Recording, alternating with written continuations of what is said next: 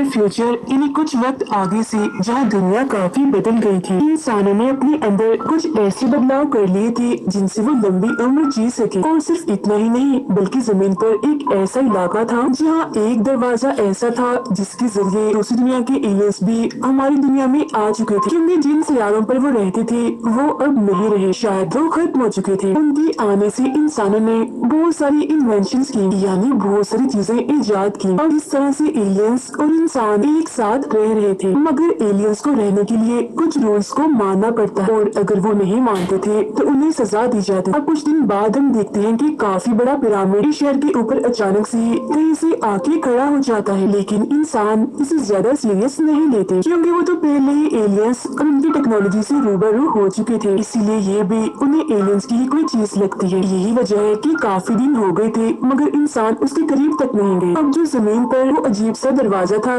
जहाँ से एलियंस आती थी, उसका एक मसला था। वहाँ से एलियंस सिर्फ आ सकते थे, वापस नहीं जा सकते थे। इंसानों ने एलियंस को उस रास्ते के जरिए वापस भेजने की काफी कोशिश की, मगर जैसे कोई उसके अंदर जाता वो फौरन ही मर जाता। तो एक वजह ये भी थी कि एलियंस अब हमारी इस दुनिया में रहने लगे। फिर इसके बाद हम एक स्पेसशिप को देखते हैं जिसमें कुछ एलियंस और ऐसे इंसानों को ले जाया जा रहा था जिनके अंदर बहुत सारे बदलाव कर दिए गए थे। इन्हीं में हम एक लड़की को देखते हैं जिसका नाम जिल होता है। उसके जिस्म को भी बदला गया था, तो वो पूरी तरह से इंसान नहीं थी और वो जाना नहीं चाह रही थी, इसीलिए वो वहाँ गार्ड्स पर हमला करके उन्हें मारने लगती है। तब उसे पकड़कर फौरन ही उसके मुंह और सर पर एक लोहे की डिवाइस लगा दी जाती है ताकि वो किसी को नुकसान न पहुंचा दे। इसके बाद ये स्पेसशिप जमीन पर लाई जाती है। मतलब इस शिप में जितने भी लोग थे वो किसी और सैयारे से थे, इस दुनिया की नहीं थे। फौरन ही बाद हम देखते हैं उसी पिरामिड को जो दरअसल मिस्र के देवताओं इन्हीं गॉड्स का था। इसी पिरामिड में हम हॉरस गॉड को देखते हैं जिसे जन्नत का देवता भी कहा जाता है। अब किसी जैसे बाकी देवताओं ने उसे जन्नत से निकाल दिया और उसका अमर होना भी खत्म कर दिया। मतलब जहाँ पहले वो अमर होकर हमेशा जिंदा रहने वाला था अब वो मर सकता था, लेकिन उसके पास ताकतें थी और सब कुछ ठीक करने के लिए उसे 7 दिन का वक्त दिया जाता है। मतलब अपना अमर दोबारा पाने के लिए उसे जमीन पर रहने वाले एक आदमी के अंदर समा कर एक औरत से शादी करनी होगी और उनका जो बच्चा पैदा होगा वो दरअसल हॉरस का दूसरा जन्म होगा। ऐसा होते ही उसका अमर होना उसे वापस मिल जाएगा और जिस गलती की वजह से उसे निकाला गया था उसके लिए भी उसे माफ कर दिया जाएगा। तो अब हॉरस को ऐसे आदमी की तलाश थी जिसके अंदर वो समाकर अपना ये काम निकलवा सके, मगर ये इतना आसान नहीं था क्योंकि हॉरस काफी ताकतवर था, इसीलिए हर कोई उसकी ताकत को बर्दाश्त नहीं कर सकता था। वक्त उसके पास काफी कम भी था, अगर उसने ऐसा ना किया तो उसका वजूद मिट जाए। तो वो गोल्डन ताबूत से बाहर आकर ऐसे इंसान की तलाश में निकल जाता है जिसके लिए वो उस पिरामिड से बाहर निकलता है दीवार के जरिए, क्योंकि ये हॉरस देवता है तो ये दीवारों के आर पार जा सकता है। इसी वक्त इंसानों के 2 हेलीकॉप्टर्स यहाँ पर आते हैं जो हॉरस जैसी अजीब चीज देखकर काफी हैरान रह जाते हैं, मगर हॉरस अपनी ताकत से उन दोनों हेलीकॉप्टर्स को एक दूसरे के साथ टकराकर तबाह कर देता है और कहता है मेरे इंसानी बच्चों मैं वापिस आ गया। ये कहते ही वो उस पिरामिड से छलांग लगा देता है। हवा में आते ही वो एक काफी बड़ी परिंदे में बदल जाता है। अब जिस लैब में जिल और बाकी लोगों को लाया गया था वहाँ हम एक साइंटिस्ट को देखते हैं जो जिनकी खास किस्म की खूबियों को देखकर उसमें दिलचस्पी लेने लगी थी, क्योंकि शिप में जिल ने बगैर छुए एक गार्ड को धक्का दिया था। साइंटिस्ट का साथी कहता है आपको इजाजत है, अगर आप चाहो तो जिल को अपने साथ ले जा सकती हो, मगर बदले में मुझे उन सारे टेस्ट की डिटेल्स चाहिए जो तुम जिल पर करोगी। इसके अलावा जिल को कैद में नहीं रखा जाएगा, उसे हर जगह पर आने जाने की आजादी होगी। अब यहाँ जिल को अपनी पिछली जिंदगी के बारे में कुछ भी याद नहीं था। साइंटिस्ट जिल को बताती है कि तुम्हारे जिस्म के अंदर वाले हिस्से काफी मजबूत और ताकतवर हैं, लेकिन हैरत है तुम्हारा जिस्म नया नया सा लग रहा है जैसे इसे कुछ वक्त पहले ही बनाया हो। मगर जिल को तो इस बारे में भी कुछ याद नहीं था। अब क्योंकि ये काफी आगे का टाइम है इसीलिए हर चीज काफी मॉडर्न थी, जैसे गाड़ियां हवा में उड़ रही थी। यही हम स्क्रीन पर एक खबर चलती हुई देखते हैं जहाँ एक औरत रेजिडेंट पर इल्जाम लगा रही थी कि शहर के एक इलाके में खतरनाक एलियन क्रिएचर्स को रखा गया। फिर इसके बाद हम रेजिडेंट और उसके लोगों को देखते हैं जो ये खबर सुनकर काफी परेशान हो गए थे, क्योंकि वो तो लोगों का भरोसा जीतना चाहते थे और ये उनके लिए काफी बड़ा इल्जाम था, उनकी इज्जत बेइज्जती का सवाल था। अब उनके लिए परेशानी तब बढ़ जाती है जब उन्हें ये पता चलता है कि शहर में 4 लोगों का कत्ल हो गया है बड़े अजीब तरीके से, मगर अभी तक कातिल पकड़ा नहीं गया, जिस वजह से लोग डर कर जी रहे थे। फिर अब इस केस को हल करने के लिए एक इंस्पेक्टर को लगा दिया जाता है और जब वो उस जगह पर जाता है जहाँ एक आदमी की मौत हुई थी, तो वो लाश की हालत देखकर कहता है ये काम जरूर किसी खतरनाक पागल कातिल का, क्योंकि लाश की हालत काफी बुरी थी, पूरा जिस्म फटा हुआ था, तो कोई छोटा मोटा कातिल तो ऐसा नहीं कर सकता।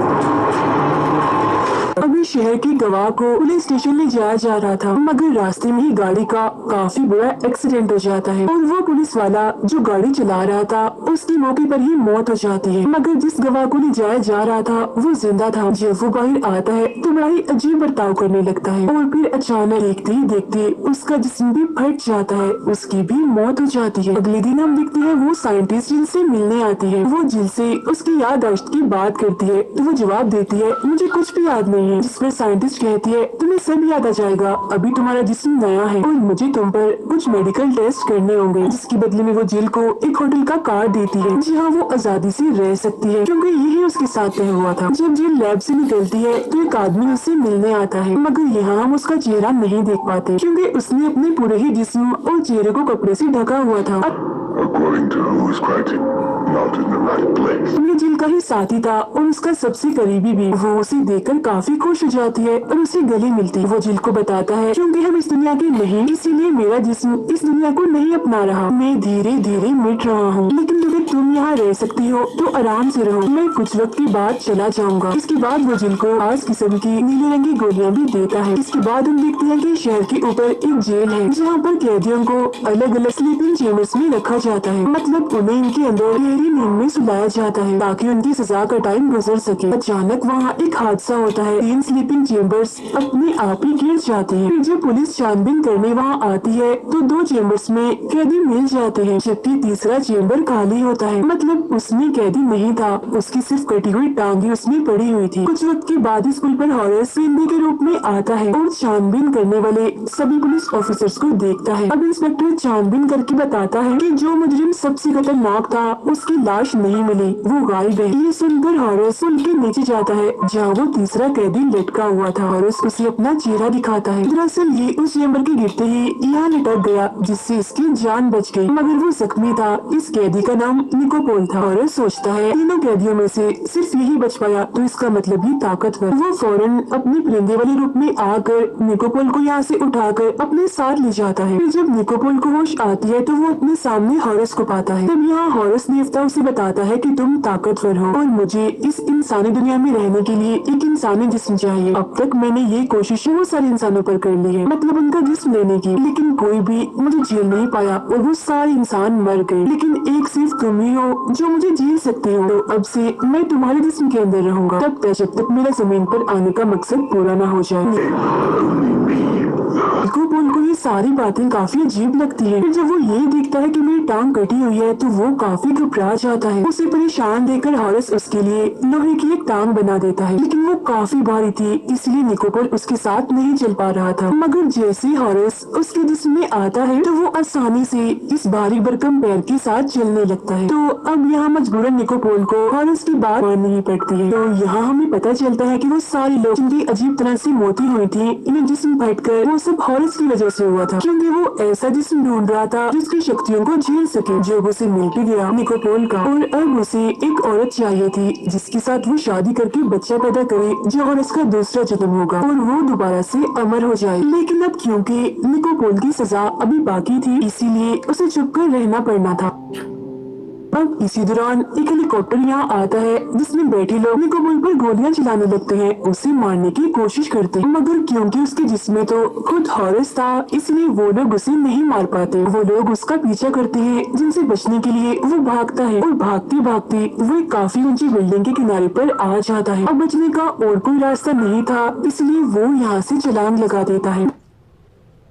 जहाँ शुरू में उसे ऐसा लगता है कि अब मैं नहीं बचूंगा, मगर जल्दी उसके पैर निकल आते हैं और हॉरस उसे उड़ाकर ले जाता है। अब निकोपोल पर ये हमला प्रेसिडेंट के लोगों ने किया था, क्योंकि प्रेसिडेंट और उसके डैड ने एलियंस पर काफी खतरनाक एक्सपेरिमेंट्स किए थे। लेकिन क्योंकि ये राज निकोपोल जानता था, इसीलिए प्रेसिडेंट उसे अपने रास्ते से हटाना चाहता था, उसे मरवा कर। इसके बाद हम जिल को होटल में देखते हैं, जो बहुत सारा खाना लाई होती है और उसे बड़ी ही अजीब तरह से जानवरों की तरह खाने लगती है। और इसके बाद हॉरस देवता निकोपोल को अपना सारा मकसद बताता है और ये भी कि अब मुझे एक खास औरत को ढूंढना है। फिर वो दोनों एक बार में जाते हैं, जहाँ जिल भी। वो दोनों बातें करते हैं, जिस बीच निकोपोल को जिल काफी पसंद आ जाती है। तभी हॉरस उसे बताता है कि यही वो औरत है जिससे तुम शादी करोगे और ये दूसरी हॉरस को पैदा करे। अब निकोपोल उसे और बातें करने लगता है, जहाँ पहले तो वो ध्यान नहीं देती, मगर अब क्योंकि उसे भी इसी दुनिया में रहना था, इसलिए वो भी उससे बातें करने लगती है। और एक साथ टाइम गुजारने के लिए वो होटल के कमरे में जाते हैं। पूरी रात एक साथ गुजारने के बाद सुबह हो जाती है, जहाँ जिल खुद को अपने बेड पर पाती है। इतनी ही देर में होटल का मैनेजर आता है, जो जिल के कमरे की तलाशी लेने लगता है। अजीब ये था कि कमरे में कोई बाथरूम नहीं था, बल्कि जहाँ बाथरूम होना चाहिए था वहाँ पिरामिड की एक पेंटिंग लगी होती है। फिर तलाशी लेने के बाद जब मैनेजर वहाँ से जाता है, तो पेंटिंग वाली जगह पर वॉशरूम का दरवाजा बंद जाता है।